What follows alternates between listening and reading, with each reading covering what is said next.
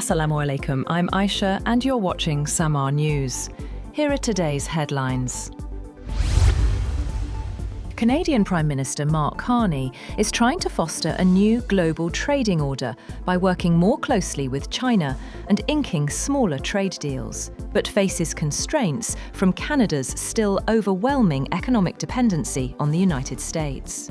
Last week, Carney took his trade diversification push further than his allies in Europe by signing a deal with China, and aims to project Canada as a potential leader in a new global trading order after US President Donald Trump's tariffs upended long-standing relationships. Russia says it currently has no specific contacts with the United States regarding the imminent expiry of the New START nuclear arms control treaty. Russian Foreign Minister Sergei Lavrov said the last remaining nuclear arms pact between Moscow and Washington is set to expire on February 5th. The treaty limits the number of deployed nuclear warheads held by the world's two largest nuclear powers. Israeli forces have ordered dozens of Palestinian families in southern Gaza to leave their homes, marking the first forced evacuation since the October ceasefire. Residents of Bani Suhaila, east of Khan Younis, said leaflets were dropped, instructing families in tent encampments in the Al-Raqib neighborhood to evacuate. Hamas and local residents said the military is expanding the area under its control. US President Donald Trump has declined to say whether he would use force to seize Greenland. When asked in an interview published by NBC News if he would use force to seize the island, the US president said no comment.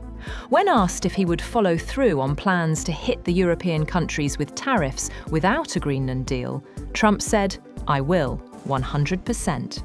Trump also said that Europe ought to focus on the war with Russia and Ukraine, not Greenland.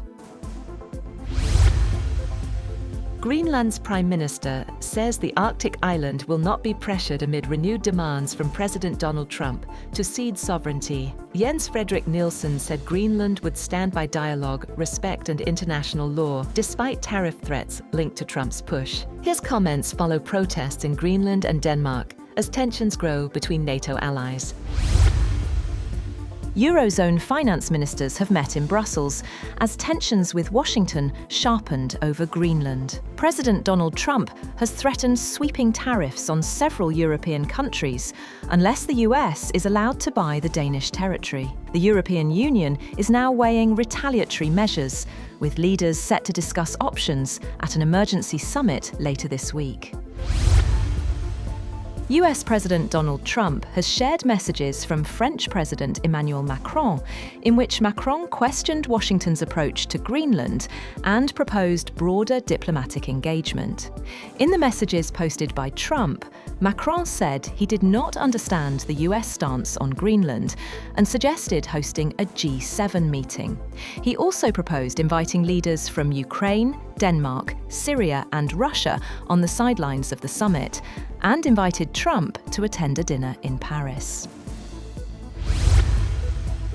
On the other hand, Trump has said he will impose a 200% tariff on French wines and champagnes, a move he claimed would push French President Emmanuel Macron to join Trump's Board of Peace initiative aimed at resolving global conflicts. When asked by a reporter about Macron saying he will not join the board, Trump said nobody wants him because he will be out of office very soon.